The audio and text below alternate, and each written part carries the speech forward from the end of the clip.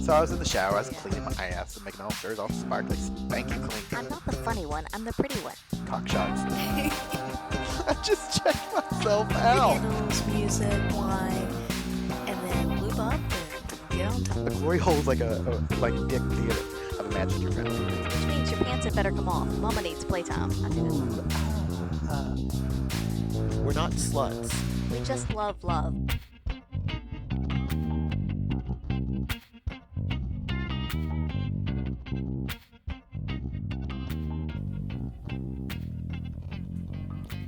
Hello, everyone out there in podcast land. Hello, microphone people. This is Mrs. Adam. And this is Mr. Adam. Yeah, welcome back for another By the By. Haha, suckers. It's been a whole week. Can you believe it? I know. Yeah. I can't believe it. It's felt like more than a week. I would tend to agree. We did have a good weekend, though. Oh, we did. Yes, we went down to Canberra. Yes, it's not pronounced Canberra. No. Although when the city was first, christened. What do you do with a city? Opened, named. Sure. Yeah, Named. Let's go with named. The wife of the premier who opened it called it Canberra. Mm-hmm.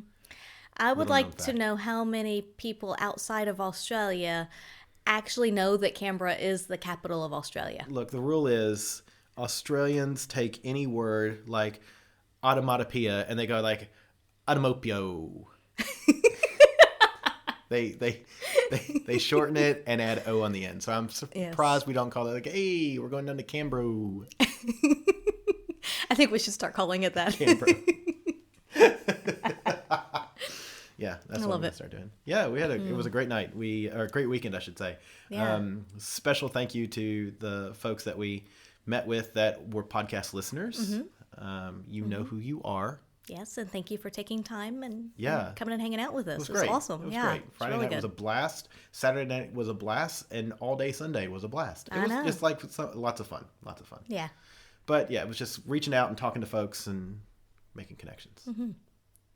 The net grows wider. The net of bisexuality grows wider. Soon the world will be mine. Mm-hmm. Ours. Ours. Mm-hmm. Mm-hmm. But mostly mine. Which is like, it's like from Book of Mormon. Oh. Mostly me. Yes. You and me, but mostly me. Can that be our new theme song? I love it. Okay, sorry. I'll focus on the podcast now. I'm not really, yeah. No, we do need to go and see that again, though, before it leaves. Oh, we do. Yeah. Yes. If you haven't seen Book of Mormon, go see Book of Mormon. Oh my gosh, it's amazing. Yeah. And if you want to... It's my favorite. We've seen it several times. If you want to date, Mrs. Adam and I will literally fight, like mano a mano, Thunderdome style, to be your date. Or you can take both of us. I mean, come on. Why choose? I know, right? So, how you going? Yeah, good. What are we talking about tonight? So tonight we have swinger terms. Yes. Terms and things that you will hear when listening to swingers talk and podcasts like ours. And they're things that we often take for granted, but some people may not know what they are or fully understand. That's right. And we've recently joined a group of podcasters that I sometimes wonder if all of them really know what all the words mean. So as a point to sort of kind of clear up, at least for what they mean to us, not necessarily what the official Oxford English Dictionary of Swingers. It's a thing. Look it up. Some people out there are actually looking it up. There was at least like one person that opened. We know who you are. Open the phone, go to Google, start typing it in. Oxford English Dictionary of Swingers. But this is, it's important to know, and I would say for you and your partner, it's important to know what these words mean to you. So these will be what they mean to us. And admittedly, she's been making a list all week, and I have no idea what's on this list. I've checked out this week. Sorry. Yep, and it's a very long list. I know we won't get through it all, but we're going to at least get through some. That's what she said. So let's start at the top. Okay. Swinger. I mean, we can't have a dictionary of swinger terms without knowing what swinger is. Oh my God, I love it already. Swinger. For me, a swinger falls under the umbrella of open relationships or ethical non-monogamy, which Wait, that was number 3 on my list. Which I was You're just going to jumping say. ahead. Which I was just going to say. Knowing you, those are probably on the list as well. But for me, you've got this big umbrella term of having sex with other people that's not your primary partner. Mm-hmm. So in that, you have things like swinger, you have things like polyamory, you have things like ethical non-monogamy. Mm-hmm. Having sex with somebody other than your partner comes into 2 ways: ethical and non-ethical non-monogamy. So right. Us talking about it and let's having a podcast and talking to other people about it and being open and above board, or cheating. Right. Wait, which one's the ethical one? Ethical is the first one. Okay. Damn it, woman. It's the one that involves communication. And talking with your partner and at least having an agreement as to how it's going to be gone about. Yeah. Yeah. I think this is a lifestyle in which I'm sure is fucking every word that I say. This is awesome because I'm using words that I know she's gonna pull out. Fuck. You should have had like a taser every time I say a word. Shot collar. Yeah. This is I think of like a coloring book, and you've got to color within the lines. Mm-hmm. So, for me, a swinger is under that umbrella of having sex with other people that's not your primary partner. Okay. Yeah, and I don't necessarily like that word. To me, I would say like the difference between, because the next one on my list was polyamory, and you touched on that a little bit. And to me, the difference between a swinger or swinging and polyamory is swinging I see as more, I'm not going to say a more casual encounter, but it is more centered around having sex with other people and that kind of a relationship. Whereas to me, polyamory involves a lot more emotions and it's just a more in-depth kind of relationship, I would say. For me... But I think in both regards, both kind of lend themselves to that sociosexual kind of relationship. They can, yes, but they don't have to. So what I would say is when you're looking at it from a macro view, mm-hmm. swinging is transactional. Okay. Polyamory is relationship-based. Okay. So... looking at sex as the transaction in the transactional relationship, mm-hmm.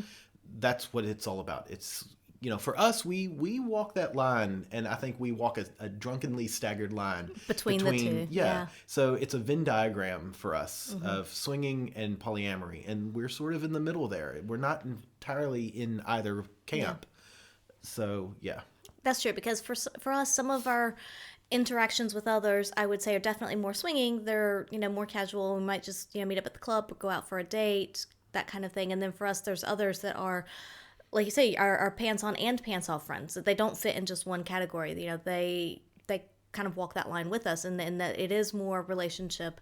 And then we have ones like the gentleman, where we consider him a boyfriend at this point. Yeah, he's a long-term partner. So we do have relationships that kind of fall under both umbrellas of swinging and polyamory. And I like your description of walking that drunken line between the two. Yeah, I mean, we're staggering into one circle and then staggering into the other circle. And sometimes we have both feet in, 1 foot in each circle. And sometimes we stand in one circle and pee in the other.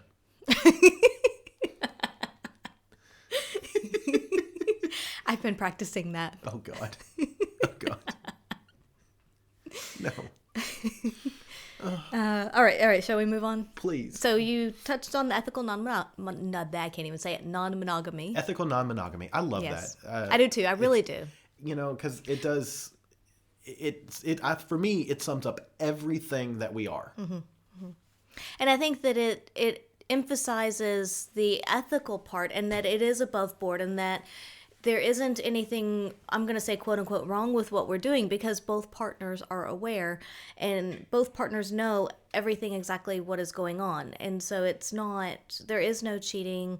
There's no hiding anything. We're both completely open and honest. And so I like the emphasis on the ethical part of that.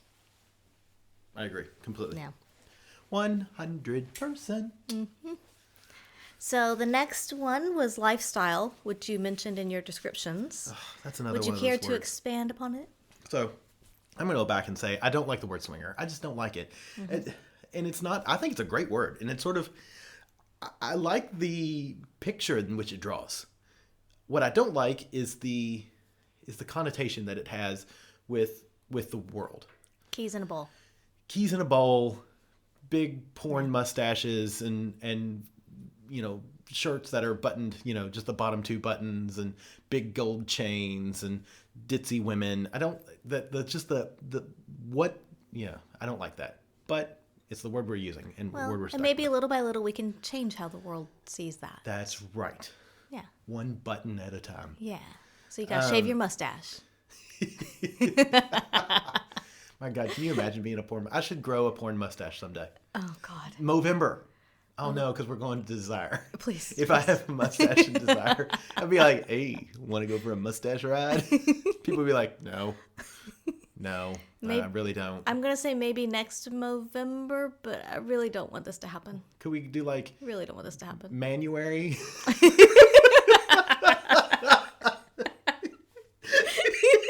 Or you would probably pick February since this is the shortest month. That's the only month that we're going to do dry. Although the question is, how long would it take you to grow said mustache? Because we might need a really long, 2 or 3 months. So really just to divert even farther, I saw this meme today where this guy's like, I've been sober 28 days. I mean, not in a row, but...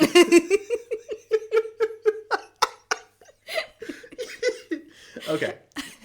Back to the point. Lifestyle. Yes. And I know a lot of people don't like this term as well. I actually like this term because it is what it is. It's a lifestyle. It's for us. I think we embody this as well. We are swingers through and through. We are non-monogamous through and through, and it's part of our lifestyle. It is part of the life that we lead, and we carry that freak flag with pride. And so that I like I look at lifestyle in a very positive term. Like it's pride. I don't think you can, you look at our lifestyle as well and things like being bisexual and trying to be pillars of that community and I guess show the world who we are and that we're, air quotes, normal. But that we aren't scary and that, you could be that way too, like us. So it's interesting because when we first started, I would say even first started podcasting, so even as little as a few years ago, I didn't like the term lifestyle because it just, I don't know. I don't know what it conjured up in my mind, but I didn't like it because I didn't feel like it suited us. But now I think it does. And maybe it's just because it's the only word really out there for it. And we say it a lot, and maybe just because it's the only thing, that there's no alternative that I can really think of that truly does sum up how it is for us. Because for us, swinging is a lifestyle. It isn't a once a year thing that we do when we go on holiday. It is something that we practice in our, I'm going to say, daily life, weekly life. It's something that is always a part of us. And whether you are practicing, I'm going to say air quotes, practicing swinging in that you do go to a club or you go on dates or you're looking for dates, with some kind of regularity, that's going to change for everyone. For some people that, like us, that's a weekly thing. For some people, it's maybe every 6 months you have a date with someone, depending on your circumstances. And some people, it may be once a year, but I don't think that necessarily changes that you are a swinger. As long as it's an activity that you enjoy and you participate in with some duration or regularity, and more importantly, I think it's just that it's in you, and if the chance were to present itself, that you would take it.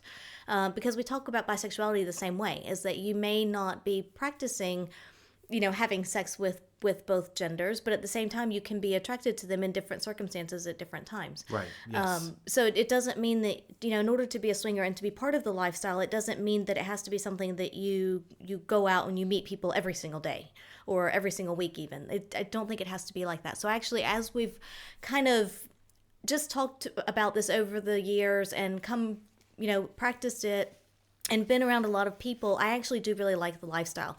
Also, the word lifestyle, also because to me it conjures up more of a sense of community. Yes. And there really is a big community of swingers. And people are, there's always exceptions, but people are generally very supportive of each other and generally quite nice within the community, at least the people that we've interacted with. And there's always outliers for sure, but I actually really have come to like the term lifestyle a lot more. Yeah, and as a side note, if you ever see it abbreviated, it's always abbreviated LS. So, because I remember there's a few times in the early on that I was like, LS, what the hell is that? Oh, lifestyle. Yeah. The LS. So, yeah. No, but I think you're spot on. Everything you said, I'm with you. I'm picking up what you're laying down. Good, because I'm not exactly sure what I laid down. I just kind of rambled. I was drinking during that time. Yeah, guess the pretty one's talking for a little while. I guess I should drink my wine. Yeah, that's basically how it went. Okay. All right, what we got next? Don't ask, don't tell, or DADT. DADT, or debt. Hey, what's debt? Do you want to take this one, or do you want me to? Yeah, I can take it. So, don't ask, don't tell relationship is one where I would say one or both parties are seeking the company of others, but they don't. Their partner does not want to know what's going on, and so it may be that you're going to go out tonight and meet somebody, go on a date, but I don't really want to know what happens. I don't want details. I may want to know like where you're going, or potentially who you're seeing. The levels are different for everybody, and every couple has their different kinds of rules around it, but I don't really want the details. I don't want to know everything that you did, or if you went back to a hotel, what happened there. Now I actually really do, but in the don't ask don't tell relationship, I wouldn't. And some people even take it as far as they don't even want to know when you're out with someone else. So again, that line can be different for each couple, but it's to me, that's walking that line between the ethical and the unethical non-monogamy, because it is ethical in the fact that you've both agreed to set rules. But I don't know, part of the fun is knowing what's going on and hearing the details, and I like that. Yes, but your mileage may vary in different strokes for That's different true. folks. And if you're a little more jealous, type, that might be a way to do it. Because if you don't want to know, then you don't have to know. Yeah. But you both still get what you want or need out of it. Mm-hmm. So, again, it's not what we would want, right? But I can understand it. Yes. And that's another one of those little circles that falls under that ethical non-monogamy. So it's, it's, I think it's a smaller circle. I don't think there's as many people out there that do that. Mm-hmm. But if that's what works for you, we've met some though. Absolutely. And if that's what works for you, then good for you. Yeah. All right. So this one, we have a bit of discussion over these two terms. I'm going to lump them together. Okay. Soft swap and full swap. Yes, you know who this is for. Mm-hmm. We're finally getting around to this question. We recently had I say recently, it's been a while, and we apologize for it, but we had somebody, a listener, who reached out to us on Twitter and was asking a question about the lesbian community and how. I'm going to start with the traditional definitions of soft swap and full swap.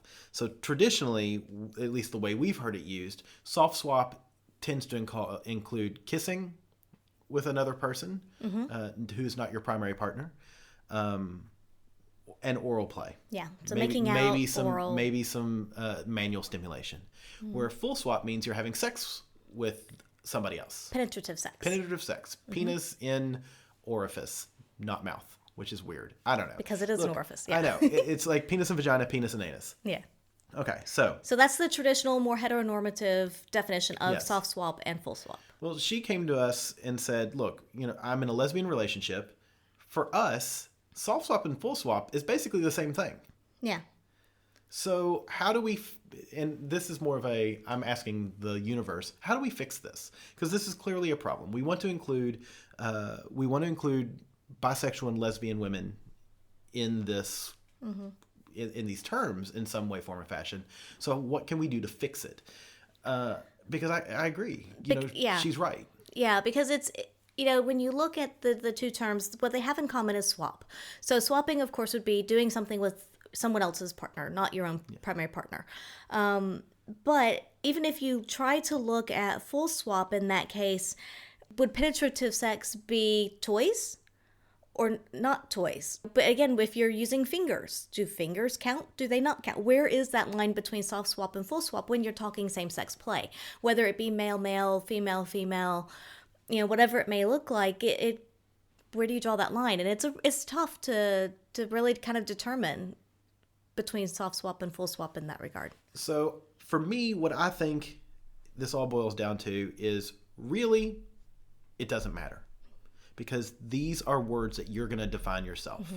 Mm-hmm. Define it the way you want, because I can come up with a situation where I say, all right, soft swap is anything above the waist. So if we're kissing or I'm petting you above the waist, that's soft swap. Right. But as soon as my hand, mouth, or other genitalia go below your equator, suddenly it's full swap. Okay. I can accept that. Yeah. Another solution to this would be to say, okay, let's move oral. So oral is no longer in soft swap. It's now moved to full swap.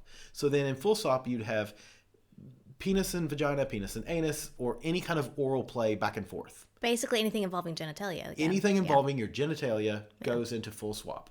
Mm-hmm. Whereas, well, I guess actually that's not the case either, because then in soft swap you would include manual stimulation. No, but that's true. involving your but that's not involving fluid transfers. Right. Okay. Yeah. So anytime you might, even if you're using condoms or protection, you're still, so, I think, this is something that we could rant and sort of talk about forever, and never come up with a solution. No. So what I think I stick with, it really doesn't matter. If you are a lesbian couple and you say, look, this is what we call full swap. As long as you stick to that, and as long as whoever you're with understands that, that's all that matters. I was going to say, as long as you communicate both with your partner prior to the situation happening where your limits are, and you also then communicate that to whoever you're playing with, that this is what we're comfortable with or not comfortable with. Yeah. This is as far as we're going to go. Definitely the communication has to be there. But, you talked about ranting or talking about it forever and trying to define it. And I had the same conversation with a female partner of mine. And, we sat down and we're just like, well, if you look in this scenario, what about this scenario? And it was just, just kind of looking at it in all different ways. And it's like, there is no easy solution. There is no... In the heteronormative world, it's easy to define that, easy-ish. But it's easier. But when you look at same-sex play, again, whether it be male-male or female-female, those lines are extremely blurred. And do you just take soft and full away and say just swap or not swap? But again, I think it just comes down to communication and knowing specifically where the limits are. But I'm not sure those terms really apply. I agree. And, it's one of those things, I stick to you either do the above and below the equator thing, or you move oral around. But all that really matters is that you find a word that you like, that you're comfortable with. But I think though, that part of the point as well is that when in a club setting or when going out on a date or even chatting to people online, one of the common early questions is, are you a full swap or soft swap couple? Or are you okay with full swap or soft swap? And it does kind of, it promotes those, I would say, maybe slightly more negative attitudes towards same-sex or mixed-sex couples. And we want this to be as inclusive as possible, but how else are you going to define it, Yeah, and I get it. You're right. You're absolutely right. I don't like the heteronormativity of it. Yeah. But I don't think that there's a solution that really fits for everybody. Not for all situations. There's not a one size fits all with this, unfortunately. Yeah. But I can imagine a conversation where somebody says, "Oh, are you guys full swap or soft swap?" And the people say, or let's say the ladies say, "Well, we're soft swap. But for us, that's what this means." Yeah. And then I think that right there, like, okay, you're soft swap. Cool. Yeah. And for you, soft swap means everything but oral and penetrative sex. Yeah. Great. Yeah, I think just being communicative and both with your partner and with others that you're playing with is important here. Because again, with male-male sex, it's very often just oral. And so where's that line? So, but traditionally soft swap is kissing, making out, oral, and full swap is penetrative sex. Yeah. Yeah. So we'll just have to think about how we can potentially define that differently for same-sex and mixed-sex couples, or to... Yeah. I've been thinking about it for a long time, and I've yet to come up with anything. No. You know, there's times I've just communicate. People it's popped just into talk. my head, and I'm like, "There's got to be a better way. Yeah. There's got to be a better way." Yeah. And yeah, there's just really not a better way. So if anybody else out there has ideas, please contact us and let us Yes. know, and we'll spread it out to everybody. And Yes, like herpes, yeah, we'll spread it. it's good. to It's everybody. good to get different thoughts sometimes. No, yeah, absolutely. Different viewpoints. And I remember reading this message, and I'm like, I love this. Yeah. Because it makes me uncomfortable. Yeah. And anything that makes me uncomfortable like this, I think it's a great thing to talk about. Yeah. Yeah. Yeah. So we didn't answer that question, but let's move along Nope, anyway. we sure did. Sorry there, microphone people. Yeah. So the next one I have is play or play session. Because you'll see this a lot. Okay, a play is usually done in 3 acts. Uh-huh. You've got multiple scenes per act. How long is the intermission? Because hydration is important. This hydration is important. I prefer musicals. All right, so play and play session, the word, I mean, I use it quite often. It means sex. It can mean sex in any way, form, or fashion, even just kissing and making out. I love Physical that. contact. It's that physical contact, a lot of groping. It's what you would imagine doing in the back of a movie theater when you were a teen, or in the back seat of the car when you were in your 20s. Some of us didn't do it in our teens. Or what you and I do in restaurant bathrooms right now. So yes, that is what I see as a play or play session. Okay. I would tend to agree. Yes. Awesome. So yes, if someone asks if you want to play, that's generally what it means. It's really kind of funny because it's a word that sometimes makes me uncomfortable because the phrase, which is funny because I'm like, if you want to play a game, that's cool. Play Xbox, that's awesome. But if I just look at you and I mean sex, I'm like, hey, you want to play? There's something really juvenile about that word, and that it makes me uncomfortable. But I know I don't mean it that, it's just like, tee-hee-hee, you want to play? See, I like the word because it gives that connotation of fun. And it's supposed to be fun. We're there to have fun. And it's also a we're connotation not of... there to be all serious and, True, but it's also the connotation of really nothing permanent. It's a lack of permanence. Okay, fair enough. Because when you play with something, it's not something you're going to do forever. True. So it's not like a permanent partner. So it does... Yeah, it's interesting. I don't know. I like the word. I'm okay with it. I'll continue using it. It's just kind of funny. Yeah. I hadn't thought about it like that. Interesting. So there's 3 here that kind of all fit together. I think we can discuss together. Meet and greet. Okay. Mingle. Yes. And munch. Yeah, right. Are you going to tackle the mountain? All right. So for me, meet and greet, meet and mingle, munch. All of these are the exact same thing, basically. They're a meeting of people, a group of people that we're all looking for a similar thing. Munch is typically a more kink word, whereas meet and greet and mingle is more in the open relationship under that umbrella. But it's where you might meet at a bar or cafe and everybody just sits and talks. It's a place to sit and talk to people. Think cocktail party where nothing is really promised. Nothing's going to happen. Not at that location. You might meet somebody that you want to trade phone numbers with and maybe see later. Or you might go from that meet and mingle or meet and greet or munch to another location to play. But it happens in a separate location. It's just very social. Yeah, it's a social outing. All right, well, let's take a break right here. Okay. And get a word from our good friends over in the U.S. Life on the Swing Set. Life on the Swing Set, who is going to tell you about this little thing that they're going to do in November that we are going to be at. Come see us. Come see us, and then see us come. Life on the Swing Set is heading to paradise for the 7th time, and once again, we're taking over Desire Resort Riviera Maya in Cancun, Mexico.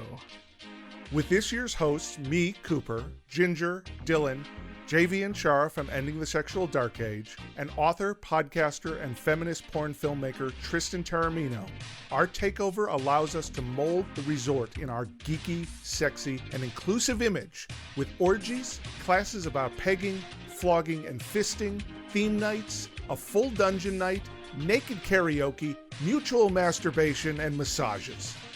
From November 3rd through the 10th, 2018, this beautiful all-inclusive resort will be full of sexy swing setters from every letter in the LGBTQA spectrum.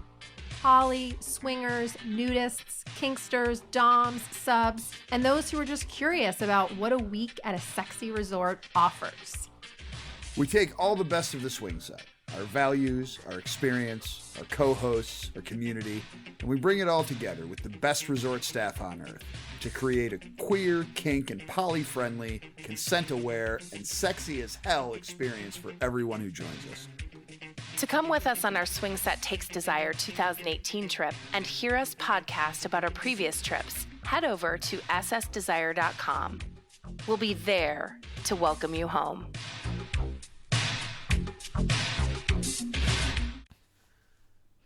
All right. I cannot wait. Cannot wait. I got one more piece of one of my costumes tonight. Oh, that's right, you did. Yes, I did. So they have theme nights each night for, just dress up fun if you want to, and you don't have to participate if you don't want to.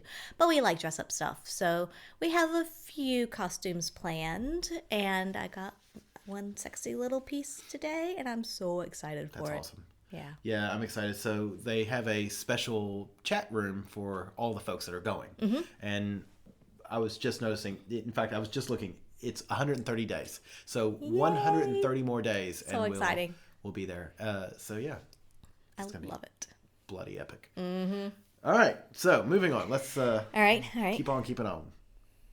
Club. It's a cudgel or a bat or baton in which you hit somebody with. I get to use one of those on you tonight then. Oh. So in this case, we're typically talking a swingers club. Yes, it's an abbreviation. Yes. Do you want to define it? A swingers club? Yeah. A place. It is funny when you think a swingers club. It's a club you swing.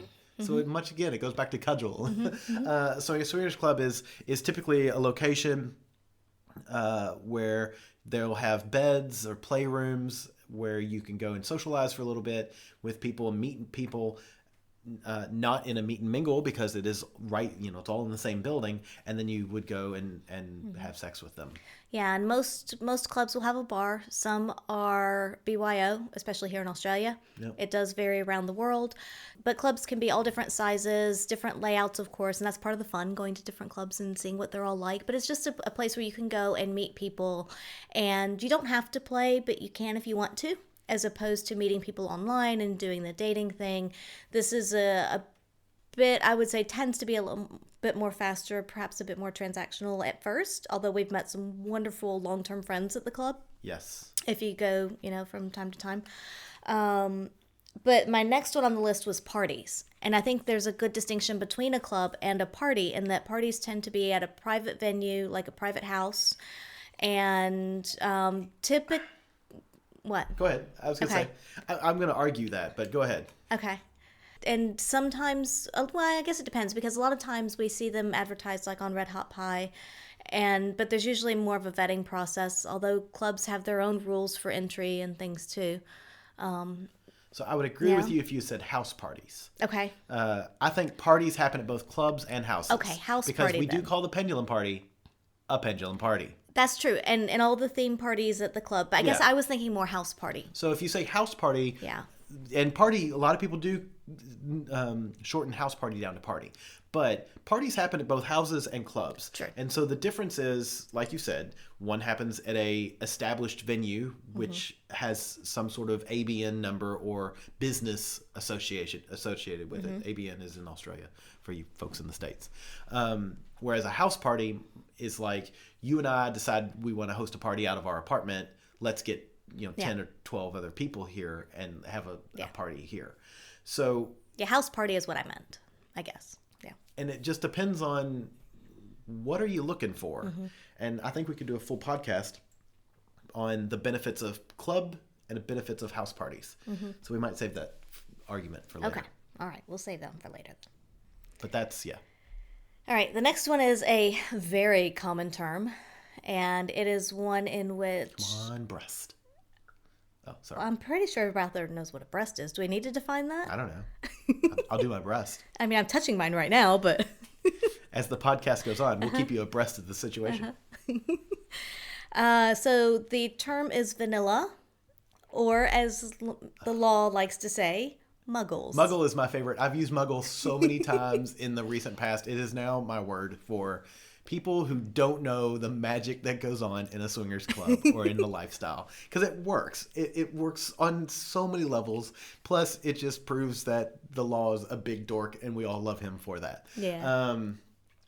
So vanilla is someone who isn't in the lifestyle, or especially doesn't know what the lifestyle is or that it exists. Yeah, and some people would even go so far as to say a vanilla person, and if you think about ice cream flavors, doesn't have any kinks or anything like that. It's kind of plain. But at the same time, we all have something that we like, right?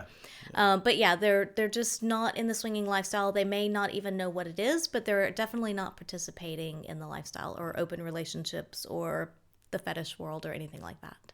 Yeah, and a muggle is just another name for that. I know, just I love it. It's just Love so it. great. They don't understand the magic that's out there. I love it. I know, it's awesome. Thank you, Lawrence.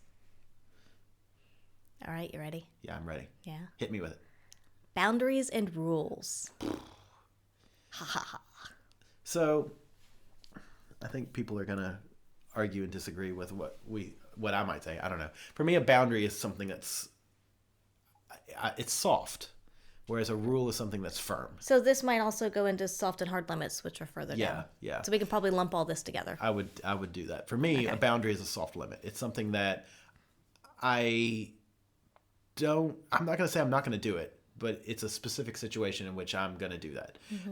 And for me, I would say often bottoming is a boundary for me. It's not something that I go into every play situation and think, this is what I'm going to do. Whereas a hard limit is something that I will not do, like a Cleveland steamer. I love that that's your example. It's a hard limit. It's a no. If you don't know what a Cleveland steamer is, I'm not going to tell you. Go to Urban Dictionary. We got to get their traffic up as well. Yes. But yeah, so a boundary is something that, it's a soft limit. It's something that I am not intending to do, but if the situation's right and I feel it, I will do it. Yeah, it's a little more situational, and it may be, you might do it some nights, not other nights, or it could be something that we've talked about and we're like, it's not something that we're ready for quite yet, but I can see us getting there at some point maybe. And it could even be something that during the evening or during a play session, we might be like, hey, is it okay if we, go on and do that? And the other person might be like, yeah, sure, go ahead. Yeah. So it's something that can change, I would say, without severe repercussions. I agree. And without me thinking I'm a bad person or Yeah. I hate myself or I'm so guilty, kind of things like that. But yeah, though I got to be honest, if I participated in a Cleveland steamer, I wouldn't hate myself, think I was a bad person. I would just be like, fuck, dude, seriously? I got to stop drinking so much. So even my hard limits are more, medium suggestions. Because I will Cleveland steam somebody. I have a necessary. good example of a hard limit or Okay. a rule Okay. that is not ever to be broken. Okay. Safe sex. Oh, yeah, of course. Yeah. Yes, so we always use condoms. Yes, absolutely. But for us, I would say a soft limit, and then along the same lines would be dental dams, because we don't use them all the time. Right. In fact, we generally only use them if the partner that we're with wants it. Yeah. That's not something that we generally bring up ourselves I would agree with that. in most situations. There's been a few times, but Yeah. But yeah, condoms are definite. That's a hard limit for us. Yeah. So Agreed.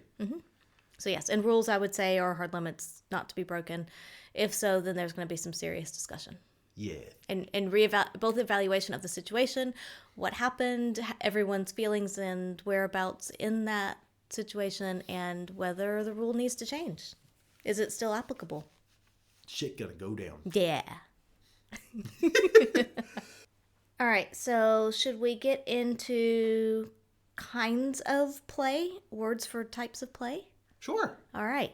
Let's start easy. Okay. Threesome, foursome, moresome. Okay. Threesome would be 3 people. Male, male, male. Female, female, female. Male, female, male. Male, male, female. Female, male, male. Female, female, male. Female, male, female. Male, female, female. There might have been some redundancy in there, but we'll go with it. That was quite well done, though. For not having it to read off of. Now, not having a list. A foursome.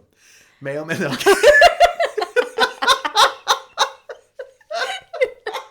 Oh, no, keep going. I want to hear this. I wonder how many people just went like, fuck that. I'm skipping ahead 15 seconds. Skipping ahead 15 seconds. Oh, my God. That's great. Yeah. Yeah, so a foursome would be, 4 people, and a moresome would be more than 4 people. Where do you draw the line between a moresome and an orgy? Ooh. Well, what do you consider an orgy? I don't know what the actual definition is, if it defines how many people. I don't either. Look it up. I'll look it up while you talk about yours. I would say in order to have an orgy, you have to have more than 12 people. 12 or more people. That's what I would say is an orgy. And I have no idea. I think it's pretty arbitrary why I came up with 12. Okay, see, my number was not as high. Would you have said 8? Personally, I would have said 8, but I would have also accepted if you went as low as 5 to 6. Really? See, I don't see 5 to 6 as an orgy. Well, so Urban Dictionary, we'll start there, defines it as, so definition number 2, sex party involving many partners. However, the first definition is wow. Is wow? All right. And so the first definition is when a bunch of people get together to trade STDs. Oh, come on now. Really? Come on. Urban Dictionary. Fuck I'm you, disappointed. Urban Dictionary. You know what? Don't go to Urban Dictionary. A Cleveland steamer is where someone takes a dump on your chest. However, the dictionary definition is a wild party characterized by excessive drinking and indiscriminate sexual activity.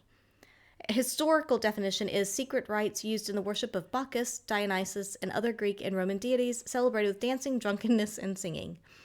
So basically nobody says how many has to be in an orgy. So it's up to you to define for yourself what you consider a moresome and what you consider an orgy. Okay. But I would tend to say, though, that orgy is definitely more than 3 or 4.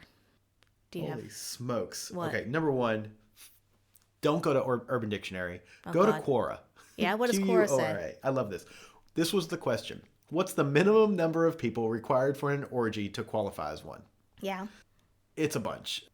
An orgy needs to include 5 people or more, according to this guy, who claims to have done a lot of research on it. It is Franklin Vo, co-author of More Than Two, A Practical Guide to Ethical Polyamory. So I'm going to give him some credit. Mm-hmm. And on here, he's got probably my favorite Venn diagram I have ever seen of group sex. Holy shit, we're going to have to analyze this. I want this on a fucking t-shirt. It includes things like foursomes, threesomes, glory hole, gangbangs, daisy chains, circle jerk, swingers party, bukkake, orgies, play parties, moresomes, key parties, puppy piles, and all of that falls under group sex.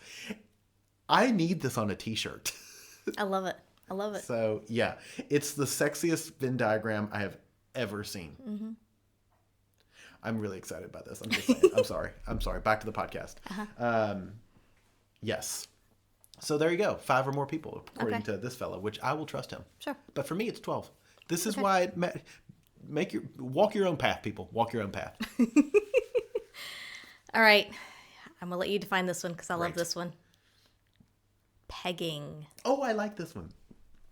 Pegging is the act of a woman putting on a strap-on, which is a dildo attached to a leather or some kind of harness to her body. Or panties. And then penetrating a man. Mm-hmm. Anally. Well said. And it's amazing. Yes. And we have many podcasts on it. And we will have many more. 3 or 4 total podcasts on nothing but pegging. So yeah, go check that out. Yeah. Yeah, pegging's awesome. I'm just going back to this Venn diagram. It is it's everything you wanted from the science. All right, next one. Mm-hmm. That's also a good one. Rim job. I love this, and I'm gonna say it right now. I don't get nearly enough rim jobs in life. Mm-hmm. I don't know how to fix that entirely, other than asking you for it.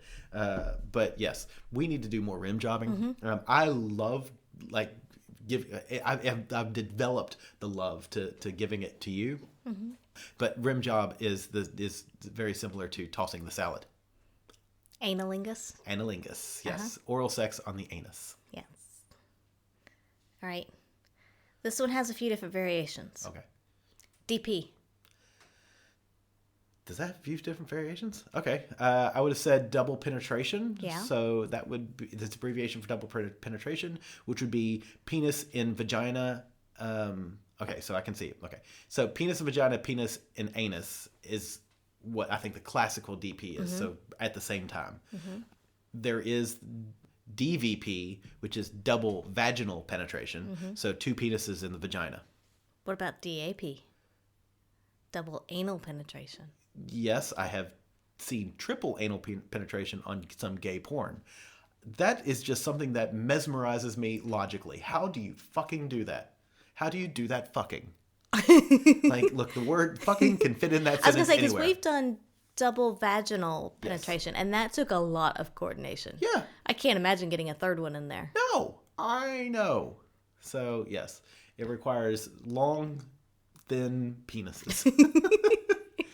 And no beer bellies, because there's no room for bellies. There's no room for legs. So, yeah, there's no room for human bodies. Basically, you just need just dildos. 3 dildos, you just need dildos that are attached to men somehow. Edward penis hands.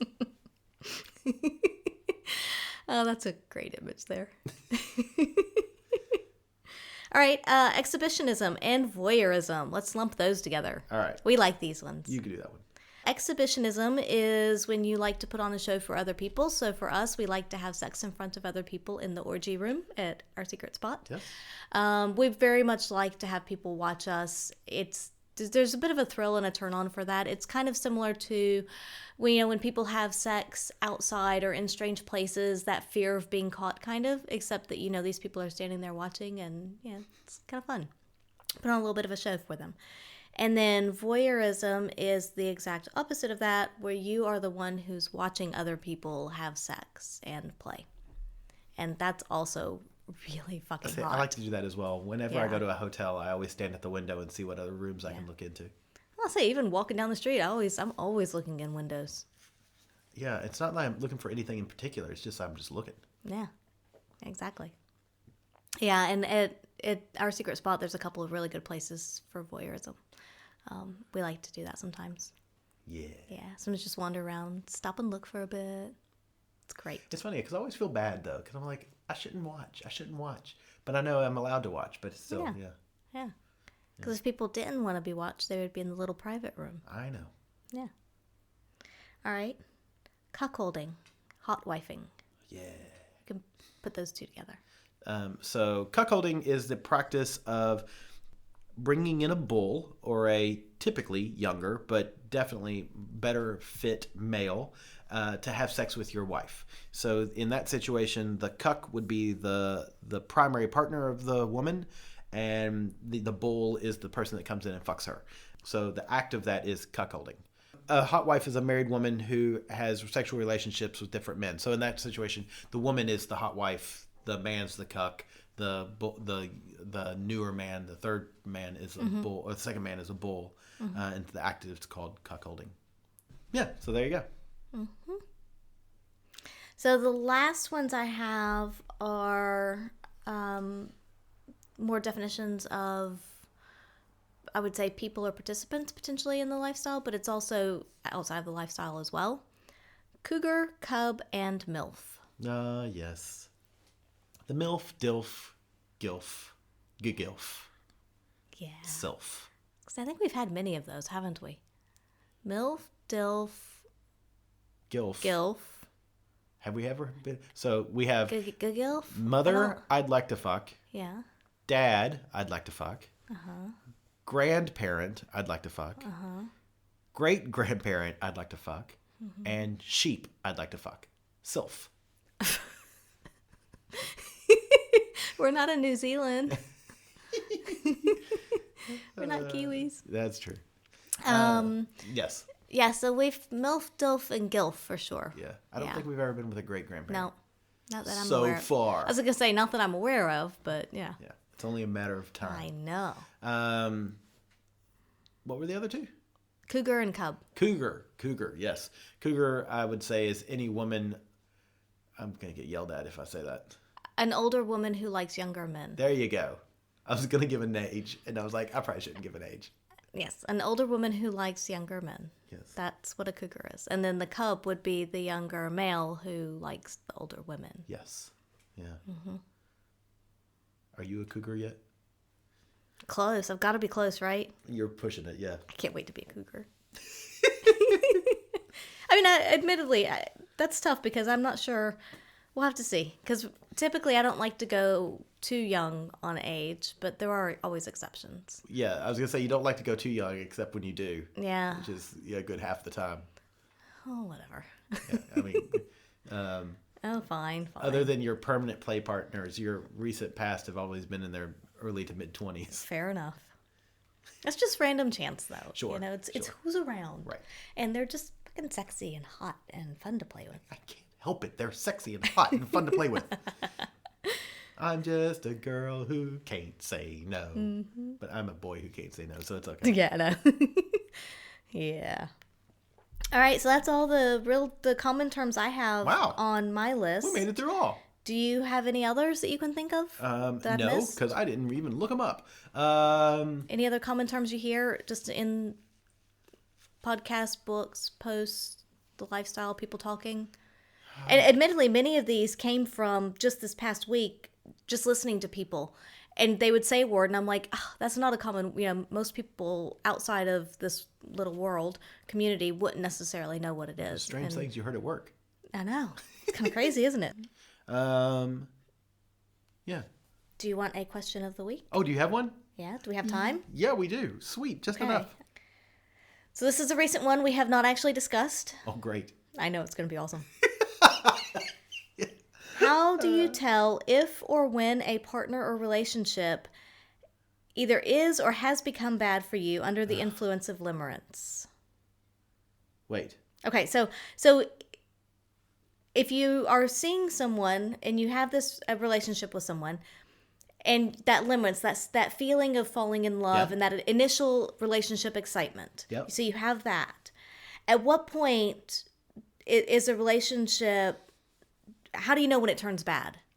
Even if you're like super... Even if you're still feeling the limerence. You're still excited and you're still like, yay, it's that new relationship energy kind of thing. But like, how do you know if you're being taken advantage of or if you're in a bad situation, something that's not actually good for you? And I'm going to say not in a... I would say more emotionally probably, because physically you should know if it's good for you or not. But boy, that's a tough one. So I think the first thing you should do... Because limerence is it's a drug. And it feels good. I think the first thing you should do is realize that limerence is not a permanent thing. It's fleeting. It is very fleeting.